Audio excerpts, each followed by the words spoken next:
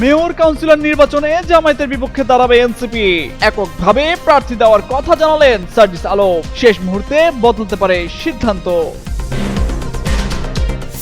সচিবালয়ের কর্মচারীর ছেলে অপহরণের ঘটনায় ডিসি মাসুদকে প্রধানমন্ত্রীর ফোন। মাত্র 1 ঘন্টায় স্কুল ছাত্র উদ্ধার। অপহরণকারীদের গ্রেপ্তারে চলছে অভিযান। সরকারের ফ্যামিলি কার্ডের সুবিধা পাচ্ছেন না 6 শ্রেণীর মানুষ। গুরুত্ব পাবেন ভূমিহীন প্রতিবন্ধীরা। 10 মার্চ পরীক্ষামূলক বিতরণ শুরু।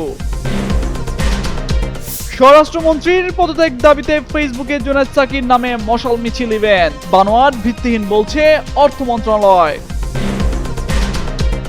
আওয়ামী লীগের অফিস খোলা নিয়ে কঠোর বার্তা জামায়াতের। বিবৃতিতে গভীর উদ্বেগ প্রকাশ।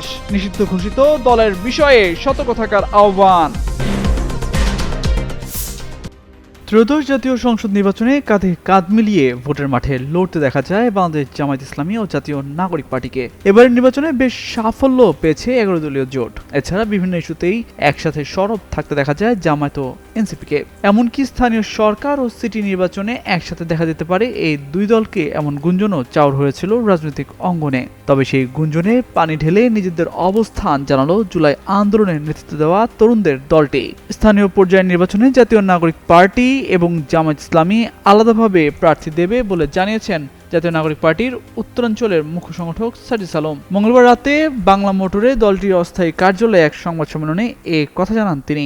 যদিও কিছুদিন আগে সমাপ্ত জাতীয় সংসদ নির্বাচনে জোটবদ্ধভাবে প্রার্থী দিয়েছিল জামায়াত ও এনসিপি, যাকে তারা নির্বাচনী জোট বলে বর্ণনা করেছেন। সার্জিস বলেন, যেহেতু এখন পর্যন্ত জামায়াত তাদের জায়গা থেকে বলেছে তারা স্থানীয় পর্যায়ে নির্বাচনের প্রস্তুতি এককভাবে নেওয়া শুরু করেছে, তাই এনসিপিও স্থানীয় নির্বাচনের প্রস্তুতি এককভাবে শুরু করতে যাচ্ছে। তবে শেষ মুহূর্তে যদি মনে হয় 11 দলীয় জোট একসাথে স্থানীয় নির্বাচন করতে পারে, তখন সেই সিদ্ধান্ত নেওয়া হবে বলেও উল্লেখ করেন তিনি। সিটি কর্পোরেশন সহ সব স্থানীয় পর্যায়ের নির্বাচনে এনসিপি দলীয় প্রার্থী ঘোষণা করবে বলেও জানান এনসিপির উত্তরাঞ্চলের মুখ্য সংগঠক। তিনি বলেন, আগামী কয়েক সপ্তাহের মধ্যে বাংলাদেশের প্রত্যেকটি উপজেলা, সিটি কর্পোরেশন ও পৌরসভায় প্রাথমিক প্রার্থী ঘোষণা করবে দলটি। 12টি সিটি কর্পোরেশন, 495টি উপজেলা ও 330টি যে পৌরসভা রয়েছে এনসিপি, সেগুলোর দলীয় প্রার্থী ঘোষণা করবে বলে জানান সার্জিস আলম। খন্দকার শামীম সচিবালয়ের একজন কর্মচারী। নিজের ছেলে অপহরণ হওয়ার খবর শুনে ভেঙে পড়েন তিনি। নিজেকে আর ধরে রাখতে পারেননি। কাঁদতে কাঁদতে ঢুকে পড়লেন প্রধানমন্ত্রীর কার্যালয়ে। সামনাসামনি পেয়েও যান প্রধানমন্ত্রী তারেক রহমানকে। জানান নিজের ছেলের অপহরণের খবর। সঙ্গে সঙ্গে পুলিশকে নিজেই ফোন দেন তারেক রহমান। দ্রুত ওই শিক্ষার্থীকে উদ্ধারের নির্দেশ দেন প্রধানমন্ত্রী। এবার উদ্ধার অভিযানে নামে আলোচিত ডিসি মাসুদ আলম। তার নেতৃত্বে 1 ঘন্টার মধ্যেই সফলতার দেখা মেলে। রাজধানীর খিলগাঁওয়ের একটি নির্মাণাধীন ভবন থেকে ওই শিক্ষার্থীকে উদ্ধার করে পুলিশ। পুলিশ জানায়, অপহরণের শিকার ওই শিক্ষার্থীর নাম আফফান সাইদ। সে খিলগাঁও ন্যাশনাল ল্যাবরেটরি আইডিয়াল স্কুলের 9ম শ্রেণীর ছাত্র। প্রধানমন্ত্রীর অতিরিক্ত প্রেস সচিব আতিকুর রহমান রুমন জানান, ছেলের অপহরণের খবর পেয়ে খন্দকার শামীম সচিবালয়ে প্রধানমন্ত্রীর দপ্তরে কান্নায় ভেঙে পড়েন। বিষয়টি জানতে পেরে প্রধানমন্ত্রী তারেক রহমান পুলিশকে ফোন করে দ্রুততম সময়ে ওই শিক্ষার্থীকে উদ্ধারের নির্দেশ দেন। পুলিশের রমনা বিভাগের ডিসি মাসুদ আলম জানান, দুপুর 2:30টার দিকে স্কুল থেকে বের হওয়ার পর 4-5 জন যুবক ছেলেটিকে জোরপুকুর এলাকার একটি নির্মাণাধীন 7তলা ভবনে ধরে নিয়ে যায়। সেখানে তাকে মারধর করে তার বাবার মোবাইল নম্বর নিয়ে 50,000 টাকা মুক্তিপণ দাবি করে। শুধু তাই নয়, টাকা না দিলে তাকে মেরে ফেলার হুমকি দেয় অপহরণকারীরা। অভিযানের আগে পুলিশ প্রথমে মুক্তিপণের টাকা পাঠানোর আশ্বাস দিয়ে অপহরণকারীদের সঙ্গে যোগাযোগ বজায় রাখে।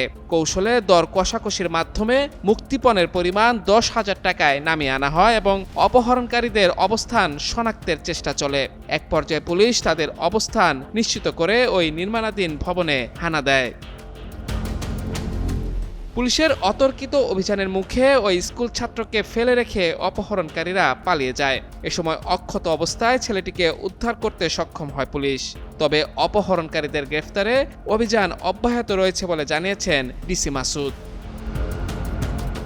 মাত্র 1 ঘন্টার ব্যবধানে সন্তানকে ফিরে পেয়ে প্রধানমন্ত্রীর প্রতি কৃতজ্ঞতা প্রকাশ করেছেন সচিবালয় কর্মচারী খন্দকার শামীম। মাহমুদুর রহমান, যুগান্তর নিউজ। ত্রয়োদশ জাতীয় সংসদ নির্বাচনের আগে দেয়া প্রতিশ্রুতি অনুযায়ী ফ্যামিলি কার্ডের ঘোষণা দিয়েছে বিএনপি চেয়ারম্যান তারেক রহমানের নেতৃত্বাধীন সরকার। আগামী 10ই মার্চ থেকেই দেশে পরীক্ষামূলকভাবে ফ্যামিলি কার্ড চালু করার কথা রয়েছে। এবার প্রাথমিকভাবে যেসব ফ্যামিলি কার্ড দেয়া হচ্ছে তার বিপরীতে কার্ডধারীরা পাবেন 2,500 টাকা করে। তবে সবাই এই ফ্যামিলি কার্ড সুবিধা পাবেন না। পরিবারের কেউ সরকারের পেনশনভোগী থাকলে সে পরিবার ফ্যামিলি কার্ড পাবে না। তেমনি বাড়িতে এসি ব্যবহারকারী বা গাড়ি সহ বিলাসবহুল সম্পদের মালিকও এ সুবিধা পাচ্ছেন না। নিম্ন, মধ্যম ও উচ্চ আয়ের মধ্যে 6 শ্রেণী মানুষকে সুবিধার বাইরে রেখে সরকারের ফ্যামিলি কার্ড নীতিমালা চূড়ান্ত করা হয়েছে। এছাড়াও পরিবারের কোনো সদস্য সরকারি চাকরিজীবী হলে এবং বাণিজ্যিক লাইসেন্সের মালিক বা বড় ব্যবসা থাকলে এ কার্ড পাওয়ার অযোগ্য হবেন। সমাজ কল্যাণ মন্ত্রণালয় ফ্যামিলি কার্ড পাইলটিং বাস্তবায়ন গাইডলাইন 2026 নামে এই নীতিমালা গ্রহণ করেছে। এই কর্মসূচির মূল দর্শন ব্যক্তি নয় পরিবারই উন্নয়নের মূল একক। নীতিমালাটি খুব শিগগিরই প্রজ্ঞাপন আকারে জারি করা হবে। এদিকে আগামী 10 মার্চ ফ্যামিলি কার্ড বিতরণের পরীক্ষামূলক কার্যক্রম উদ্বোধন করবেন প্রধানমন্ত্রী। সংশ্লিষ্ট সূত্র মতে নীতিমালায় কার্ড পাওয়ার ক্ষেত্রে 7 ব্যক্তি শ্রেণীর মানুষকে অগ্রাধিকার তালিকায় অন্তর্ভুক্ত করা হয়েছে। সেখানে বলা আছে ভূমিহীন ও গৃহহীন প্রতিবন্ধী সদস্যদের পরিবার এ কার্ড পাবেন। এছাড়া অনগ্রসর জনগোষ্ঠী, হিজড়া, পেদে ও ক্ষুদ্র নৃগোষ্ঠীর পরিবার এবং 0.5 একর বা এর কম জমির মালিকও পাবেন এ কার্ড। প্রসঙ্গত বিএনপি সরকারের নির্বাচনী ইশতেহারে ঘোষণা ছিল দরিদ্র পরিবারকে ফ্যামিলি কার্ড দেয়া হবে। প্রধানমন্ত্রী তারেক রহমান দায়িত্ব নেয়ার পর মন্ত্রিপরিষদ বিভাগ থেকে এ সংক্রান্ত মন্ত্রিসভা কমিটি গঠন করা হয়। ওই কমিটির কার্যপরিধির মধ্যে কার্ড বিতরণের নীতিমালা প্রণয়নের দায়িত্ব নেওয়া হয়। ফলে দেশে বিদ্যমান বিভিন্ন সামাজিক নিরাপত্তা কর্মসূচির আলোকে সমাজ কল্যাণ মন্ত্রণালয় এই নীতিমালাটি তৈরি করেছে। মঙ্গলবার এ নিয়ে প্রধানমন্ত্রীর সভাপতিত্বে বৈঠকে ফ্যামিলি কার্ড পাইলটিং বিষয়ে চূড়ান্ত সিদ্ধান্ত নেওয়া হয়। বৈঠক শেষে সমাজ কল্যাণ মন্ত্রী আবু জাফর মোহাম্মদ জাহিদ হোসেন গণমাধ্যমকে জানান, আগামী 10 মার্চ একযোগে 14টি উপজেলায় ফ্যামিলি কার্ড বিতরণ কর্মসূচির সূচনা করা হবে এবং তা ধারাবাহিকভাবে চলবে। প্রত্যয় দাস, যুগান্তর নিউজ। সোমবার রাতে রাজধানীর সোহরাওয়ার্দী উদ্যান, ধানমন্ডি লেক এবং চাঁদপুর সহ দেশের বিভিন্ন স্থানে পুলিশের বিশেষ অভিযানকে কেন্দ্র করে দেশজুড়ে সৃষ্টি হয়েছে চাঞ্চল্যকর পরিস্থিতি। মাদক বিরোধী অভিযানে পুলিশের বিরুদ্ধে অতিরিক্ত বল প্রয়োগ ও সাধারণ মানুষকে হেনস্থা করার অভিযোগ উঠেছে। বিশেষ করে সোহরাওয়ার্দী উদ্যানে অভিযান চলাকালে 2 সাংবাদিক, ঢাকা বিশ্ববিদ্যালয়ের শিক্ষার্থী ও পথচারীদের মারধরের বিষয়টি নিয়ে সামাজিক যোগাযোগ মাধ্যমে শুরু হয় ব্যাপক সমালোচনা। পুলিশের দাবি অভিযানে বাধা দেওয়ায় পরিস্থিতি ভিন্ন দিকে গেছে। এদিকে এই ঘটনাকে কেন্দ্র করে সামাজিক যোগাযোগ মাধ্যম ফেসবুকে অর্থ প্রতিমন্ত্রী জুনায়েদ আব্দুর রহিম সাকির নাম ব্যবহার করে একটি ইভেন্ট ছড়িয়ে পড়েছে। সোহরাওয়ার্দী উদ্যানে শিক্ষার্থী নিপীড়নের ঘটনায় স্বরাষ্ট্রমন্ত্রী পদত্যাগের দাবিতে জুনায়েদ সাকির নেতৃত্বে মশাল মিছিল শীর্ষক একটি প্রচারণাকে কেন্দ্র করে জনমনে বিভ্রান্তি তৈরি হয়। মঙ্গলবার অর্থ মন্ত্রণালয়ের পক্ষ থেকে এক জরুরি বিজ্ঞপ্তিতে জানানো হয়েছে, সামাজিক যোগাযোগ মাধ্যম ফেসবুকে অর্থ প্রতিমন্ত্রী জুনায়েদ সাকির নেতৃত্বে মশাল মিছিল শিরোনামে একটি ভিত্তিহীন ইভেন্ট তৈরি করা হয়েছে। এই ইভেন্টের সঙ্গে অর্থ প্রতিমন্ত্রী জুনায়েদ সাকির কোনো সম্পৃক্ততা নেই। অর্থ মন্ত্রণালয়ের পক্ষ থেকে বিজ্ঞপ্তিতে এসব গুজব ও ভিত্তিহীন সংবাদ বিশ্বাস না করে সবাইকে সচেতন ও সতর্ক থাকার আহ্বান জানানো হয়েছে।